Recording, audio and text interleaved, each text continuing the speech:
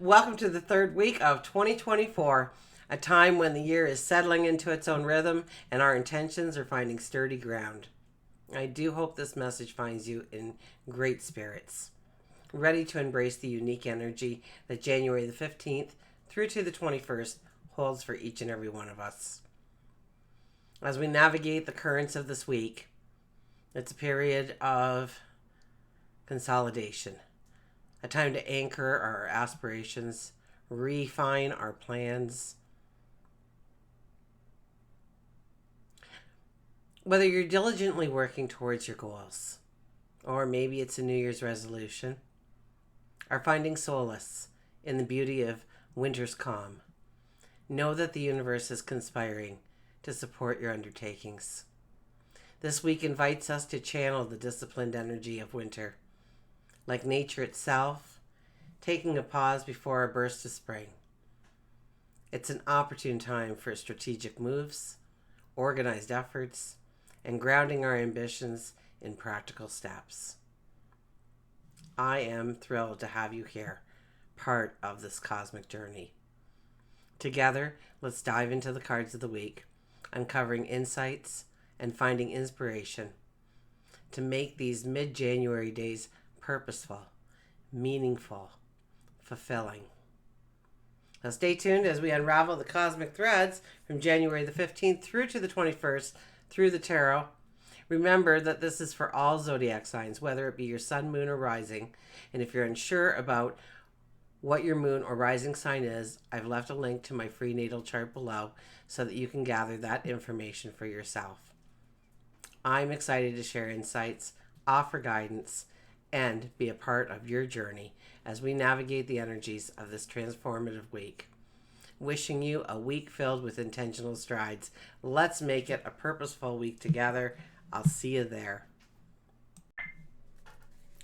Welcome, Virgo. This is your weekly focus for January the 15th through to the 21st, 2024. I'm Tilly. This is Tarot with Tilly. Thanks for being here, and let's just jump right into the cards, shall we?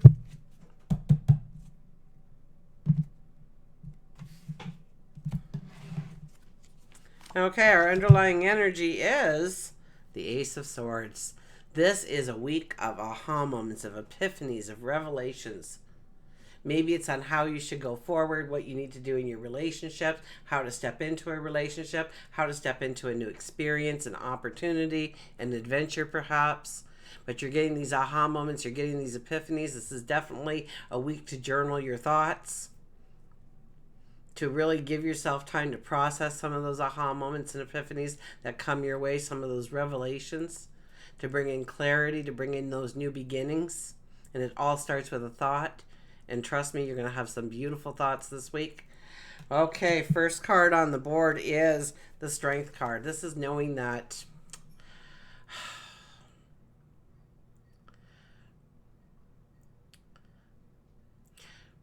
this is about you going within and understanding your strength, understanding your courage, walking with a sense of integrity, taking a risk on yourself, believing in yourself, as you expect other people to believe in you as well. Okay, it's also something, when this card comes out in the first spot, it's also about unconditional love in some way coming into play. Here we don't worry about the lion and the lion doesn't worry about us. We trust each other fully. So maybe it's about growing trust this week. Or maybe some trust issues that you need to discuss, or you need to analyze, or you need to act upon. And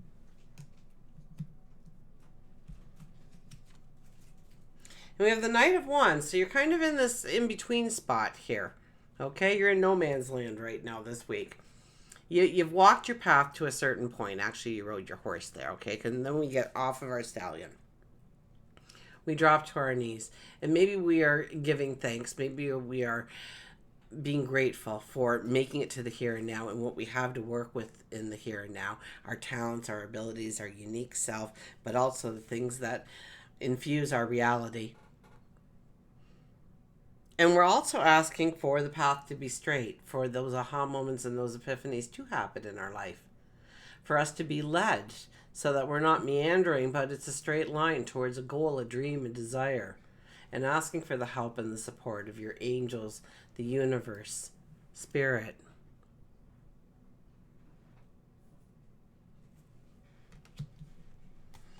And then we have the Queen of Pentacles. This is, a confidence.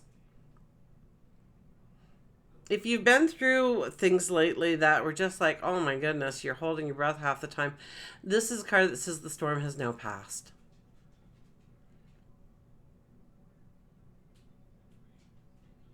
That you can step into feeling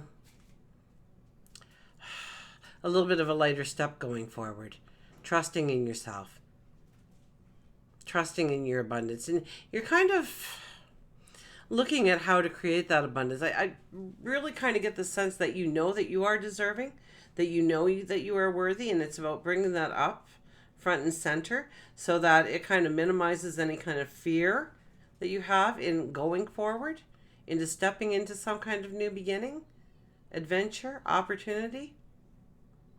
That you know that you create your own abundance and your own wealth and your own happiness, and that you're willing to go after these things. Okay, work and career, we have the Knight of Pentacles. This is a card that tells me to go with the flow. To go with the flow when it comes to work and career. Okay, what comes into view? What do we want to act on? What do we want to turn our back on? But really it's about going with the flow. It's understanding you're kind of in this in-between spot here, this no man's land, once again, even with this card. So this is about trusting. Trusting that you will be cared for, trusting if you're looking for a job, trusting that that job will appear. If you want that promotion, just trust that that promotion will happen for you, that you are deserving enough, you are worthy enough, you have the talent, you have the ability. There should be no reason for you not to get it, so just go with the flow and stop fighting so hard to make it known to the world that you need this, that you deserve this, that you don't have to convince anybody right now. Okay, it's going with the flow and just allowing the things to open up in front of you over and over again. And it's a trust. It's a trust of the universe. It's trust of your angels, of God, of that divine energy that surrounds you. Maybe it's your higher self. But it's trusting, and it's about stop trying to push so hard. You don't need to push that hard. Trust that you're already doing more than enough to secure your place going forward. Maybe you're trying to create a new money stream. Just trust in yourself. Stop trying to learn everything new and just be you. Just do you. You are more than enough for whatever kind of challenging opportunity you really see yourself wanting to step into. And believing in your own worth and your own knowledge and your own wisdom and your own intuition. That you're just being led to the right opportunities at the right moments in time.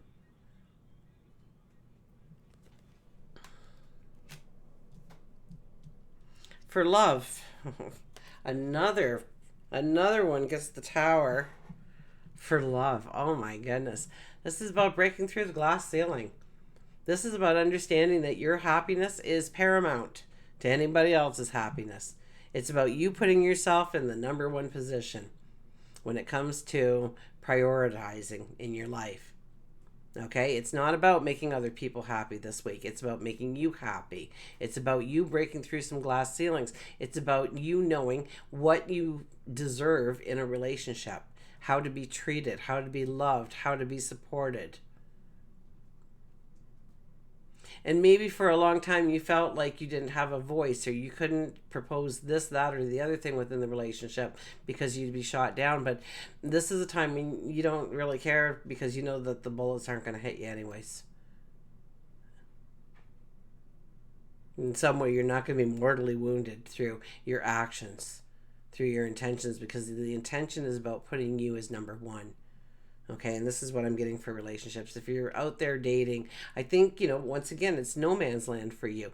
You're looking at what makes you happy, what makes you sing for joy, what you find like when you're doing leisurely things, what brings in happiness? What do you want to cultivate in your life? What do you want to step into in your life? Okay, and then bringing other people along with you for the ride. And if they don't want to do what you want to do, then I think you need to find other people, like-minded people, to do those things. It doesn't mean you have to end the relationship you're in, but it's about standing in your own independence, that you can find that joy, that you can find that happiness without having to lean on somebody else, rely on somebody else to fulfill that part of your life. That you know that you've got this, and once you start fulfilling your own life, you just kind of raise your own stature, your own, how people respect you, how people treat you. That they're not going to take you for granted, that they're not going to walk all over you, because you are not going to allow that going forward. It's about your joy, it's about your happiness, it's about your even creativity, I'm hearing.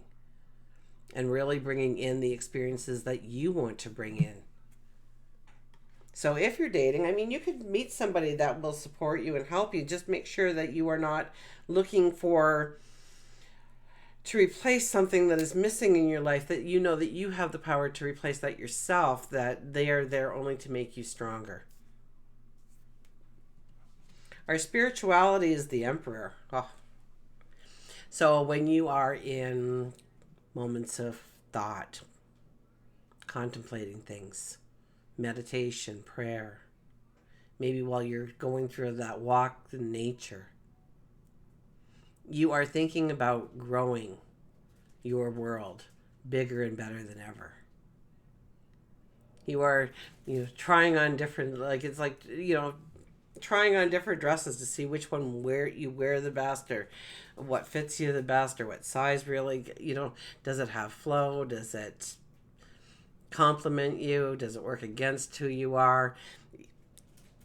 But these things are your strategies, your plans, and growing those strategies, growing those plans, and knowing that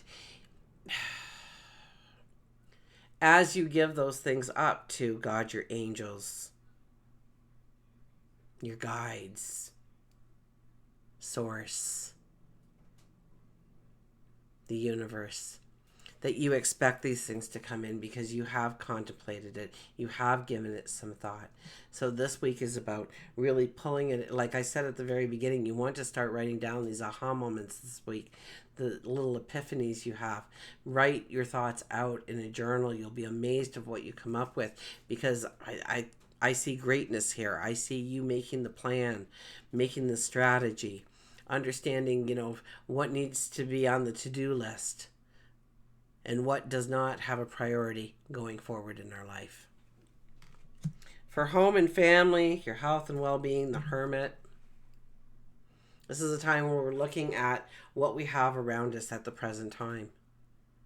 Understanding the abundance that's already here, the things that we have, the tools that we have to work with in order to grow. So it's not like we're redecorating. We could be reorganizing, but not so much redecorating. We could be... And it's about making that plan, once again, a plan towards your happiness, the growth of your happiness, your joy. I think there's a lot of things that you're going to be changing. It could be habits and it could be behaviors, but it could be your environment in some way. And making it more appeasing to you, that you feel comfortable, that you feel, it's almost like you're making this little haven for yourself. You're taking that spare room and you're turning it into a little spa for yourself. Or maybe it's your craft room. Or maybe that's where you're going to, whatever you want to do in there, right? It could be your lounging room, your den, your office, whatever you're doing. But you're kind of encompassing more of what you already have to work with and how you make it more pleasing to yourself. And how you're going to do that. You're giving it great thought right now. I don't know if you'll come up with anything, although with the aha moments and the epiphanies, we might come up with some really wonderful ideas to move ourselves forward as we continue this path. But right now you're looking at everything. You're taking it all in. You're understanding what you truly want to go forward in, what you might be a little skeptical about going forward in. Maybe maybe there's that fear of the unknown that you're dealing with. You don't know how it'll work out. That's the most magical part of a new path forward, by the way, is the unknown, the anticipation. We're told as we grow up that that's supposed to be a fear, but really, if it's the anticipation of a new beginning, a new tomorrow. And I think you're putting things in place for just that very thing to happen. You're getting your ducks in a row. You're looking at what has value, what doesn't have value. And you're starting to turn the focus on you as the priority. So, and it's about going with the flow and having a little bit of trust that you are already protected, you are already loved. That whatever you need, whatever you want will show up in its own divine timing. Okay, let's see what the Circle of Doors Tarot has for us. And we have the Magi of Cups, the Poet. Well, let's see what that's all about. There's the Maiden, there's the Mother, there's the Magi. So that would be our Queen of Cups. Approach and be cleansed from the tarnish of fear. Her heart feeds all who crave liberation. No deception escapes the sharpness of her gaze. No falsehood survives the storm of her sacred fury. When she speaks, the cold mountains shudder and burst into warm, fertile valleys. And when she sings, the craven and corrupt are sent quaking to the ground in repentance. By her command, no desire shall remain secret. The truth of all hearts shall be revealed. The Magi of Cups is the master of the fierce love that washes away ignorance and lies like a crashing wave. She is a warrior for the sake of authentic feelings that can only tolerate the full truth with no patience for pretending. So ask yourself, do you welcome deep grief just as openly as soaring joy? How can you harness your righteous rage into a sacred weapon? What happens when you let your deep desire for truth and justice course through your throat and hands? Your affirmations for this week are, my voice is the voice of redemption. I always stand up for the vulnerable. I am the love that overcomes fear. I speak truth to power. And we'll get a Power Thought card by Louise Hay.